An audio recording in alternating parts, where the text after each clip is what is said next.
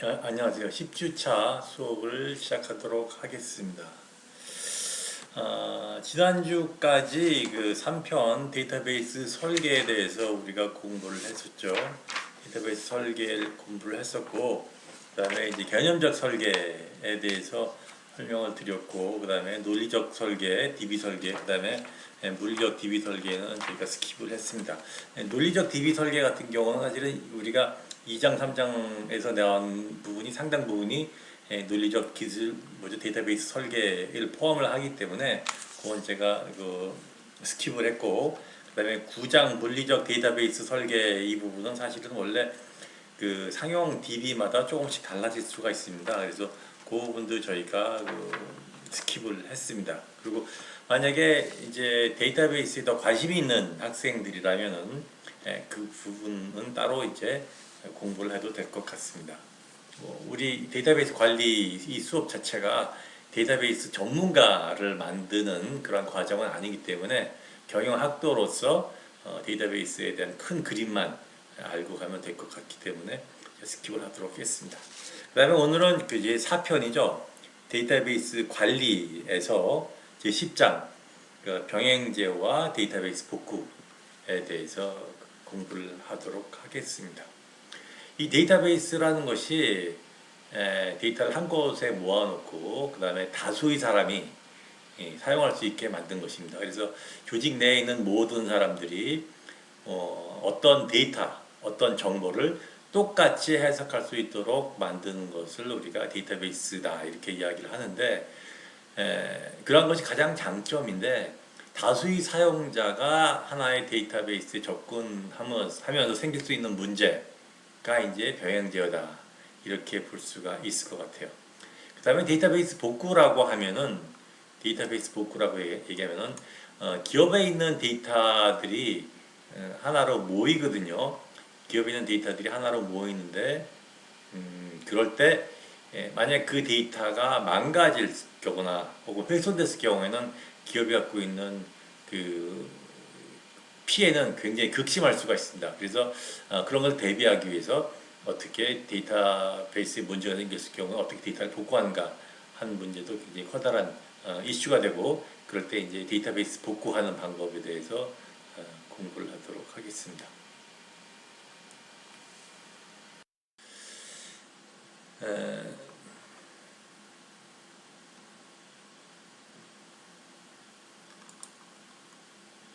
주요 내용은 이렇습니다. 먼저 우리가 그 병행 제어를 공부를 하기 위해서는 어떤 것이 논리적 트랜잭션이고 물리적 트랜잭션이 어떻게 차이가 나는가를 이해를 하셔야 되거든요. 그래서 먼저 그 병행 제어를 들어가기 전에 논리적 트랜잭션이 무엇이고 물리적 트랜잭션에 대해서 다시 설명을 하고, 그 다음에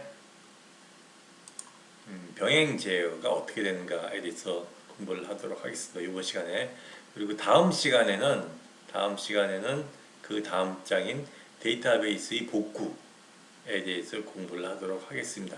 우리가 원래 이게 3시간이죠. 그래서 사실 이번 10장의 내용은 이제 병행제어랑 그 다음에 데이터베이스 복구가 되기 때문에 사실 세 번째 시간에 할 수 있는 내용이 없을 수도 있어요. 만약 그렇게 된다면은 지난번에 했던 내용을 다시 복습하는 그런 시간을 갖도록 하겠습니다. 처음에 이제 논리적 트랜잭션, 물리적 트랜잭션에 대한 이야기입니다. 먼저 여러분들이 트랜잭션의 개념을 이해를 정확하게 하셔야 돼요. 트랜잭션은 뭐냐면 데이터베이스에 접근하는 모든 프로그램의 실행을 우리가 뭐라 그럽니까? 트랜잭션이다 이렇게 이야기를 해요. 여기서 여러분들이 접근한다 라고 말이 나와 있는데, 이 접근이라는 개념을 정확하게 이해를 하셔야 될 것 같습니다. 데이터베이스에 접근한다라는 얘기는 우리가 이제 영어로 얘기하면 액세스한다 이렇게 이야기할 수가 있는데, 데이터베이스에 접근하는 모든 프로그램 실행은 크게 보면은 네 가지로 볼 수가 있습니다. 네 가지. 첫 번째는 뭐냐면 삽입, 새로운 데이터를 집어넣는 거죠. 두 번째는 삭제, 기존에 있는 데이터베이스에 있는 자료를 어떻게 되죠? 제거하는 겁니다. 세 번째는 그 갱신, 기존의 DB에 있는 내용을 바꾸는 거예요. 그래서 데이터베이스에 변화를 주는 접근하는 그 방식은 세 가지가 있을 수가 있겠어요. 다시 설명하면 삽입, 삭제 혹은 갱신, 요 세 가지가 이제 데이터베이스에 변화를 주는 트랜잭션이 될 수가 있고, 그 다음에 또 데이터베이스에 변화를 주지는 않지만 많이 행해지는 트랜잭션 중에 하나가 뭐냐면은 검색입니다. 검색이라고 하면 의사결정자가 의사결정을 하기 위해서 의사결정에 필요한 정보를 데이터베이스에서 꺼내오는 것이죠. 근데 이러한 검색은 데이터베이스에 변화를 주지 않습니다. 변화를 주지 않지만은 사실은 우리가 데이터베이스를 만드는 이유가 뭡니까? 검색을 하기 위한 거거든요. 그래서 굉장히 중요한 트랜잭션이다 이렇게 볼 수가 있어요.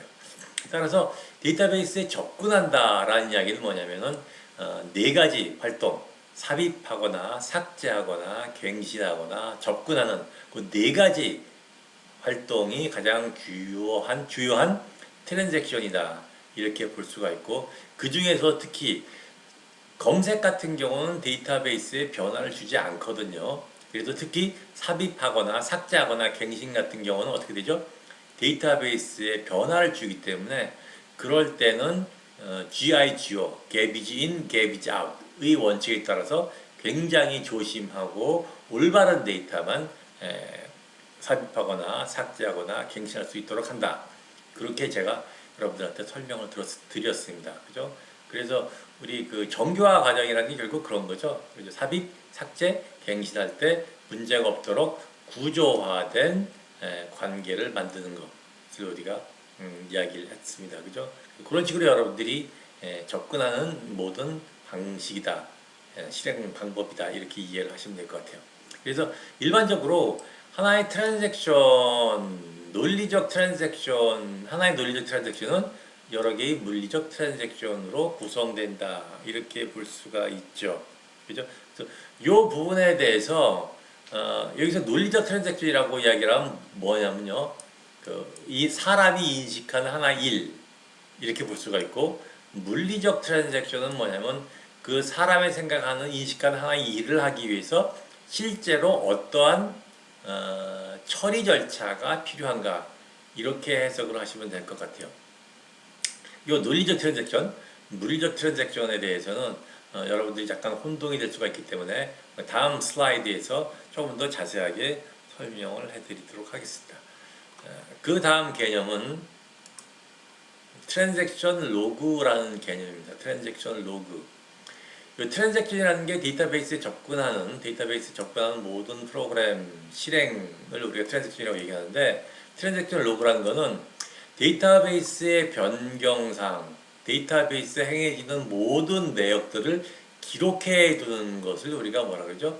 트랜잭션 로그다 이렇게 이야기해요. 우리가 흔히들 그 비행기 사고 같은 경우가 나면은 우리가 비행기 사고, 차량 사고도 마찬가지입니다. 그 블랙박스를 우리가 찾으려고 노력하죠. 그 이유 중에 하나가 뭐예요? 기존에 했던 모든 운행 기록이 저장되어 있기 때문에 그걸 보면은 우리가 어떤 문제 때문에 사고가 났다라는 것을 알 수가 있죠. 마찬가지입니다. 트랜잭션 로그 같은 경우는 자동차나 비행기의 블랙박스 같은 거예요. 그래서 데이터베이스 시스템에 접근하는 모든 사항을 기록해 놓고 필요에 따라서 이 기록해 놓은 사항을 뭐 할 때 이용할 수가 있습니까? 데이터베이스 복구할 때 사용할 수가 있는 거예요. 그죠? 여러분들이 영화 같은 거 보시면은 어떤 범인이 모두 이제 몰래 시스템에 들어가서 뭐 데이터를 찾고 뭐 하고 뭐 그런 경우 있지 않습니까? 그럴 때 그 사람을 찾기 위해서는 뭘 뒤져봅니까? 트랜잭션 로그 파일을 뒤져보면은 어디서 누가 무슨 일을 했던 것을 모두 확인할 수가 있죠. 그래서 이 트랜잭션 로그 파일은 컴퓨터의 시스템에, 특히 여기서는 데이터베이스에 실행되는 모든 변경사항을 기록해 놓은 그러한 그 도구다. 이렇게 여러분들이 이해하시면 될 것 같아요. 그리고 이러한 트랜잭션 로그 파일은 필요시 나중에 복구라든가 이럴 때 사용되어질 수가 있다. 이렇게 여러분들이 이해하시면 될 것 같아요. 그리고 이 데이터베이스에 있는 정보는 의사결정을 하는 사람이 그 데이터베이스에 있는 정보를 사용을 해서 의사결정의 질을 높여주기 때문에 이러한 데이터베이스의 무결성을 유지하는 것이 굉장히 중요합니다. 데이터베이스의 무결성이라고 하면은 완벽하고 정확한 데이터, 최신의 데이터가 데이터베이스에 저장돼 있어서 그것을 검색해서 의사결정할 때 의사결정의 질을 높여줄 수 있다라는 뜻이에요. 그죠? 그래서 우리가 그 데이터베이스를 얘기할 때 그 GI/GO라는 개념을 많이 얘기했는데 garbage in, garbage out, garbage gold in, garbage or gold out 이런 얘기 했었죠. 그래서 쓰레기 데이터가 들어가면 아무리 프로세스가 잘 돼도 쓰레기가 나올 수밖에 없고 아무리 좋은 데이터가 골드 데이터가 들어갔다 하더라도 프로세싱 과정에서 잘못됐으면은 뭐가 나올 수가 있습니까? 쓰레기 같은 데이터, 정보, garbage 아웃이 될 수가 있고 만약에 좋은 데이터가 들어가서 골드가 들어가서 좋게 잘 프로세스가 나오면은 골드 정보가 나올 수가 있고 이 골드 정보를 의사결정할 때 의사결정하는 사람이 사용한다면은 결국 뭐죠? 그것은 조직의 성과를 향상시키는 그러한 결과로서 우리가 유도될 수가 있다. 그렇게 여러분들이 이해하시면 될 것 같고 그래서 데이터 무결성은 반드시 어떻게 되죠? 그죠? 완벽하게 이루어져야 된다. 이렇게 말씀을 드릴 수가 있습니다. 이러한 데이터 무결성을 우리가 완벽하게 하기 위해서 실행 완료라든가 실행 취소 이러한 상황이 이러한 절차가 이루어진다 이렇게 볼 수가 있고 이 절차에 대해서는 다시 한번 제가 다음 장에서 설명을 드리도록 하겠어요. 네, 이것을 설명하기 위해서 여러분들한테 논리적, 물리적 트랜잭션에 대해서 조금 설명을 해드려야 될 것 같아요. 자, 이 상황은 어떤 상황이냐면요. 철수가 영희한테 10만 원을 송금해야 되는 거예요. 무슨 일이에요? 철수가 영희한테 10만 원, 아니 만 원을 송금해야 된다. 돈을 송금해야 된다. 이렇게 우리가 봅시다.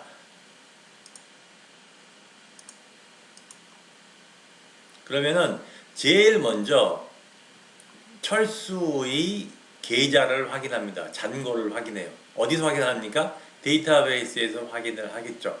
그럼 뭐 잔고 확인해 봤더니 잔고가 얼마예요? 이제 만 원이 10만 원이 있는 거예요. 그죠? 그 다음에 해야 될 일이 뭐죠? 철수가 영희한테 만 원을 보낸다 그랬죠? 그러니까 어떻게 되죠? 만 원을 어떻게 되죠? 인출하게 되는 겁니다. 만 원을 인출하게 돼요. 그러면 10만 원에서 만 원을 인출하면 뭐가 됩니까?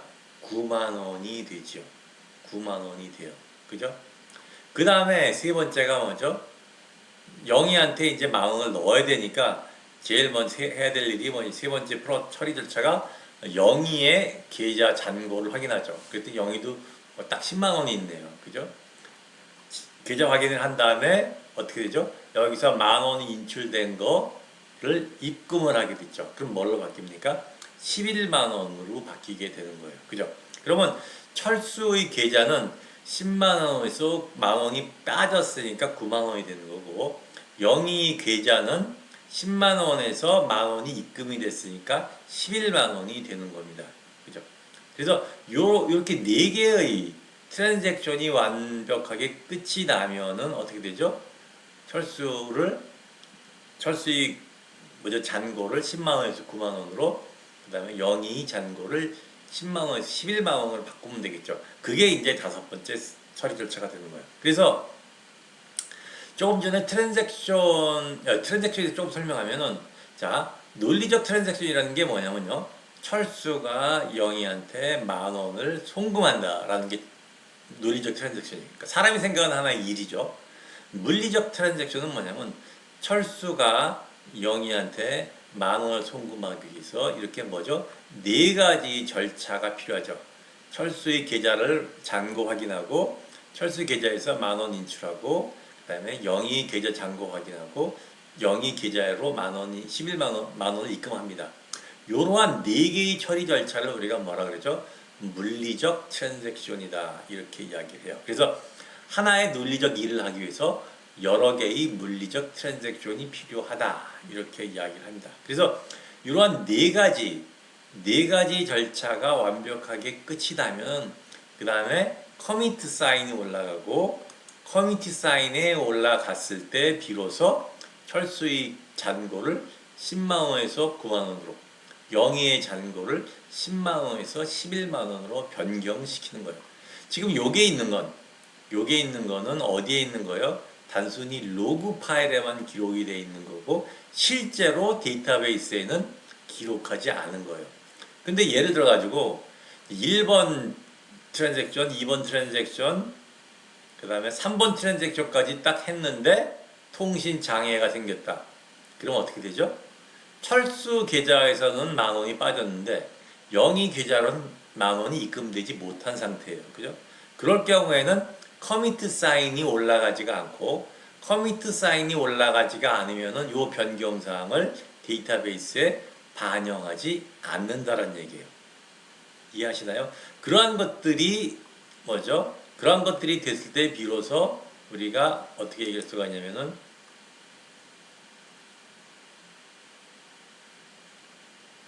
여기서 얘기했듯이 DB 무결성이 뭐죠? 이루어질 수 있다. 이렇게 얘기할 수가 있는 거예요. 그죠? 여기서 보시면 실행 완료가 됐을 때 비로소 어떻게 돼요? 데이터베이스의 변경 사항을 바꿔주고 그렇지 않을 경우에는 변경 사항을 바꾸지 않고 그대로 여기서 얘기하시면은 여기서 보면은 뭐예요? 철수는 잔고를 그냥 10만 원으로 그 다음에 영희는 잔고를 11만 원을 바꾸지 않고 그냥 10만 원으로 그냥 원래대로 유지한다.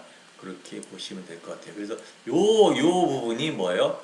물리적 트랜잭션이고 철수가 영희한테 만 원을 송금한다라는 것이 논리적 트랜잭션이다. 그렇게 이해를 하시면 되고 이러한 모든 물리적 트랜잭션이 완벽하게 끝났을 때 커미트 사인이 올라가고 커미트 사인이 올라갔을 때 비로소 변경사항을 어디에다 바꿔줘요? 데이터베이스에 우리가 반영시킨다. 그리고 그러한 내용을 우리가 뭐라 그래요? 데이터베이스의 트랜잭션 무결성이다. 그렇게 여러분들이 이해하시면 될 것 같습니다. 이러한 그 논리적 물리적 트랜잭션을 여러분들이 이해를 하시고 그 다음에 이제 병행 제어에 대해서 여러분들한테 말씀드리도록 할게요. 병행 제어란 건 뭐냐면요.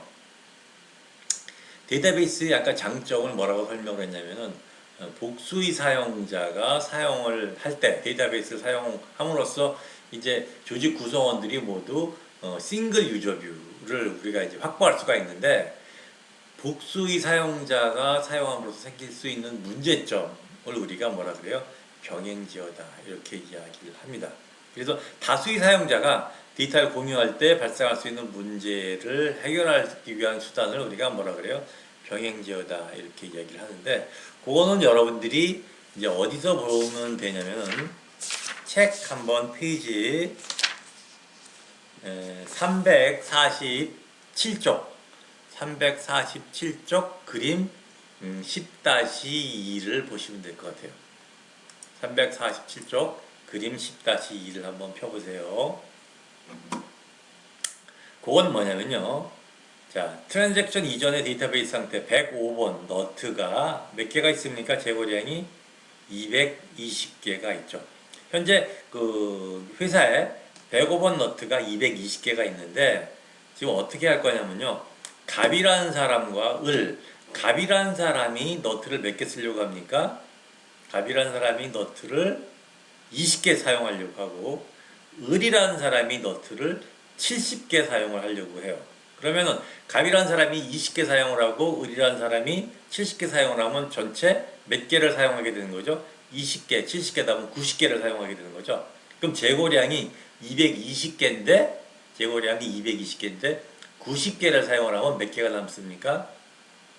130개 남죠. 너무 어렵나요? 이건 수학이 아니라 산수거든요. 그죠? 220개인데 220개에서 몇 개 빼요?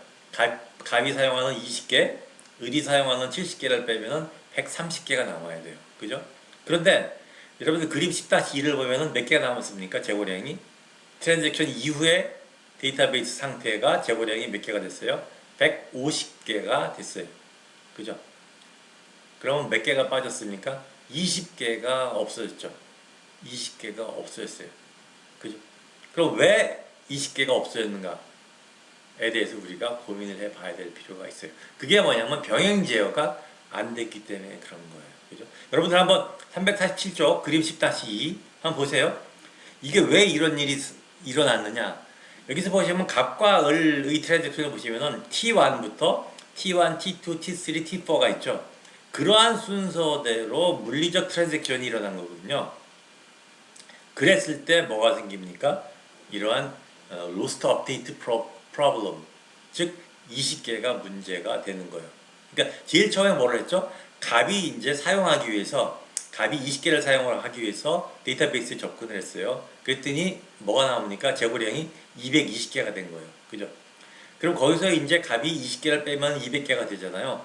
그 트랜잭션을 하기 전에 누가 데이터베이스에 접근을 한 거예요? 을이라는 사람이 접근을 한 거예요. 왜? 70개를 사용을 하기 위해서. 그죠? 그래서 을 같은 경우 아직까지 갑이 그 220개에서 200개로 빼놓기 전에 접근을 한 거예요.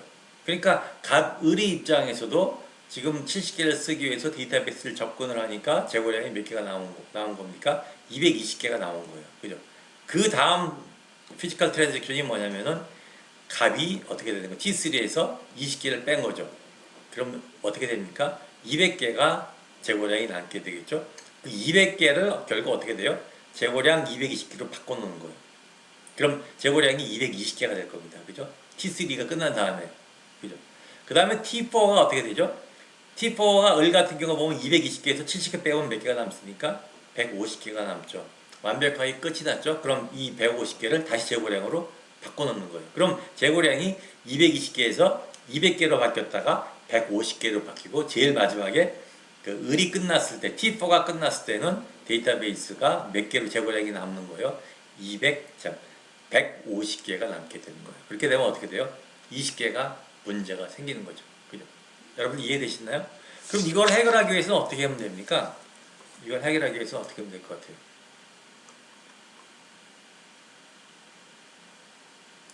이렇게 하면 되죠. 시리얼로 우리가 스케줄을 바꿔놓으면 돼요.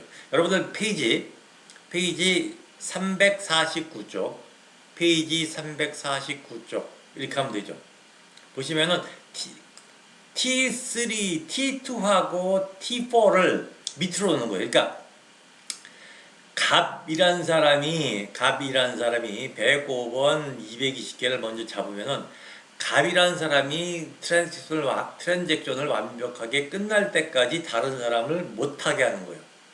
그리고 갑이 끝난 다음에 비로소 을이 트랜잭션을 하게 되면은 어떻게 되죠? 재고량이 남는 게 몇 개가 남습니까? 130개가 남게 되죠. 그죠? 이해되셨나요? 그렇게 이처럼 다수의 사용자가 데이터베이스에 접근해서 생길 수 있는 문제를 해결할 수 있는 게 시리얼 스케줄링을 하는 것이고, 그러한 방식이 결국 뭐냐? 이렇게 볼 수가 있는 거예요. 차단 방식으로서 우리가 그런 것을 해결해 줄 수가 있는 겁니다. 다시 정리하면은 이런 동시갱신의 문제점을 해결하기 위해서 쓸 수 있는 방식이 몇 가지가 있습니까? 두 가지가 있습니다. 두 가지. 하나는 뭐예요? 차단 방식이에요. 차단 방식이 뭐냐면요. 그림 10-3 349쪽 그림 10-3과 같은 경우에요. 무슨 말이냐면 이제 갑과 을이 동시에 105번 너트를 사용하려고 하는데, 제일 먼저 트랜잭션 1에서 갑이 이 부품 번호 105번 너트를 사용하기 위해서 이걸 딱 접근을 하면은, 접근하는 시점과 동시에 뭐가 됩니까? 105번을 차단을 해요. 차단한단 말을 우리가 이제 lock, 영어로 하면 lock이라고 얘기하는데, 차단을 하면 어떤 효과가 있냐면요. 다른 사람이 그거를 접근을 할 수가 없어요. 할 수가 없어요. 그래서 차단을 하고 220개에서 몇 개 씁니까? 20개를 쓰잖아요. 그러면 몇 개가 남아요? 200개가 남죠. 그럼 200개가 남는 거를 어떻게 되죠? 재고량을 105번 220개에서 200개로 바꿔놓고 차단된 걸 풀어놔 줍니다. 그럼 그때 비로소 을이 뭐죠? 100억 원에 접근할 수가 있는 거예요. 마찬가지로 을이 100억 원에 접근하면서 동시에 뭐죠? 차단을 딱 걸어 놓죠. 그러고 나서 몇 개에서 200개에서 70개를 사용하면 150개가 남죠. 150개를 완벽하게 끝났으니까 다시 데이터베이스에 220개에서 130개로 얘기 잘못했네요. 200개에서 70개를 빼면 130개가 남잖아요. 그럼 130개를 재고량 200에서 130개로 바꿔놓고 그 다음에 차단을 푸는 거예요. 그럼 다른 사람이 그때서야 비로소 뭐죠? 이 데이터를 쓸 수가 있는 거예요.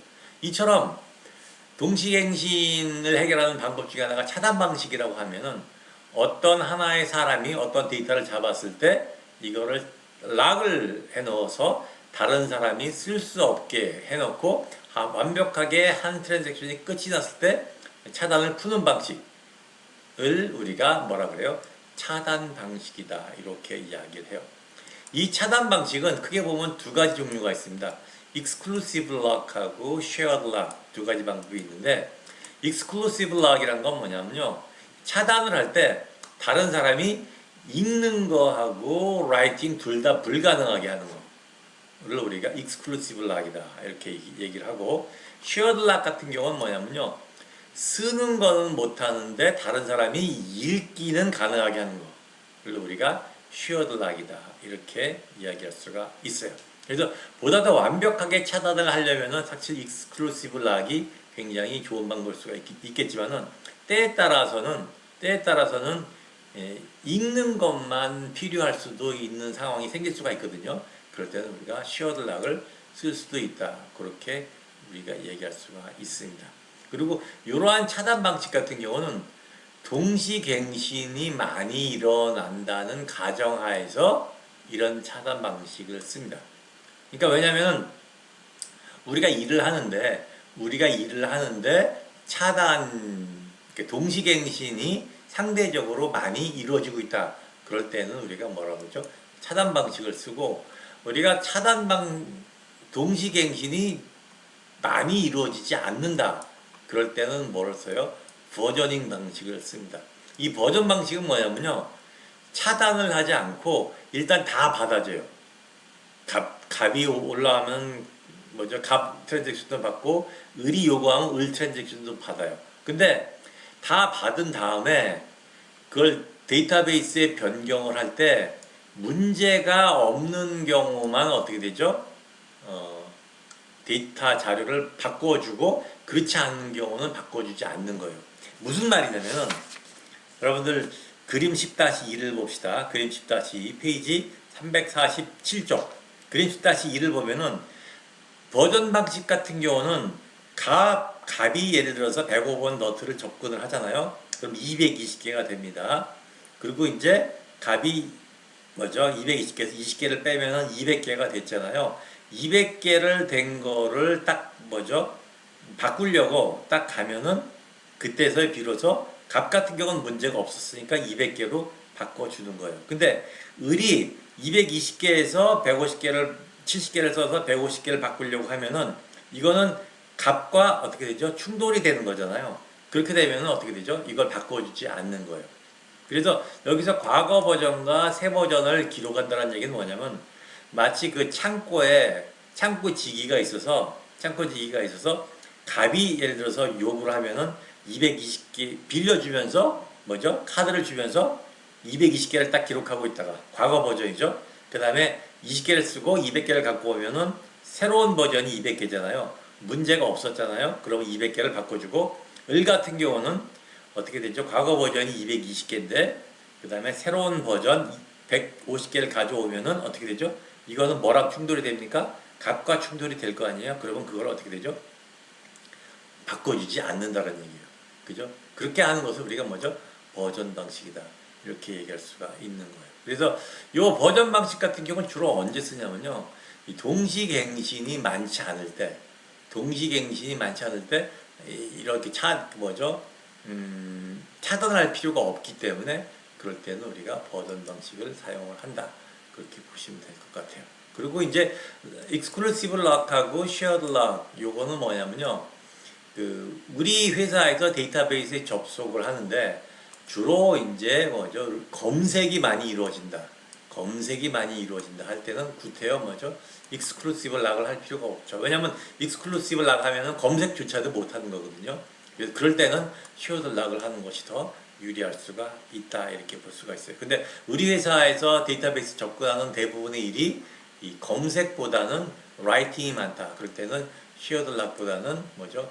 익스클루시브 락을 하는 것이 훨씬 더 현명한 방법이다. 이렇게 볼 수가 있을 겁니다. 그 다음에 이제 그 데드락이라는 개념이 있죠. 데드락. 데드락이라는 개념은 이런 거예요. 여러분들 그림 350쪽 그림 10-4를 보세요. 350쪽 그림 10-4를 보면은 그 차가 서로 여기서 한 2차선인데 한쪽은 오른쪽으로 뭐죠? 가려고 그러고 한쪽은 왼쪽으로 가려고 하죠. 그럴 때 꼼짝도 못 하잖아요. 이런 걸 우리가 데드락이다 이런 식으로 얘기를 합니다. 이런 건 우리가 특히 이제 시내에서 보면은 교차로에서 많이 생기죠. 특히 꼬리 물게 하면 그런 거 많이 생기지 않습니까? 그런 거 우리가 데드락이다 이렇게 얘기를 하고 그럴 때 우리가 해결하는 방법을 어떻게 되죠? 한쪽 차선을 끊고 다른 쪽 차선을 보낸 다음에 우리가 하게 됩니다. 그죠? 그래서 이러한 데드락이 어디에 생기냐면은 이 데이터베이스 접속할 때도 생기거든요. 여러분들 페이지 351쪽 여러분들 그림 10-5를 봅시다. 그림 10-5를 한번 보세요. 페이지 몇 쪽이요? 351쪽. 갑이라는 사람이 XY라는 데이터를 쓰고 을이라는 사람도 XY라는 데이터를 써요. 그런데 갑이라는 사람이 XY를 필요한데 먼저 X를 쓰고 Y를 쓰려고 그래요. 그 다음에 을이라는 사람이 Y를 먼저 쓰고 X를 먼저 쓰려고 얘기를 합니다. 근데 시간적으로 보면은 갑이라는 사람이 X를 쓰려고 하니까 X가 차단이 되죠. 그죠? 근데 그 다음에 을이라는 사람이 Y를 먼저 쓰려고 그래요. 그럼 Y가 차단이 됩니다. T3에서 그 다음에 갑이 필요한 게 뭐죠? Y를 쓰려고 하죠. 근데 Y를 쓰려고 하다 보니까 을이 어떻게 되죠? Y를 차단한 상태예요. 또 Y 입장에서는 X를 하려고 하다 보니까 갑이 X가 차단된 상태입니다. 그럼 어떻게 되죠? 갑은 계속해서 을이 끝날 때까지 기다려야 되고 을도 마찬가지로 계속해서 그 갑이 끝날 때까지 기다려야 되죠. 그렇게 되면 어떻게 됩니까? 그게 데드락 상태가 되는 거예요. 데드락 상태. 이렇게 됐을 때 쓸 수 있는 방법이 뭐예요? 강제 종료입니다. 강제 종료. 그때 갑이라는 트랜잭션을 죽이거나 혹은 을이라는 트랜잭션을 죽이면은 한쪽 트랜잭션이 끝이 나겠죠. 왜냐하면 차단이 풀리니까 그 다음에 다른 트랜잭션을 우리가 사용할 수 있다. 그렇게 이해를 하시면 될 것 같아요. 그래서 이 동시갱신의 문제는 우리가 복수의 사용자가 데이터베이스의 데이터에 접근할 때 생길 수 있는 문제고 그런 것을 해결하기 위해서 차단 방식과 보존 방식을 쓸 수 있다. 그렇게 여러분들이 이해를 하시면 되겠습니다. 이것으로서 1교시 수업을 마치도록 하겠습니다. 감사합니다.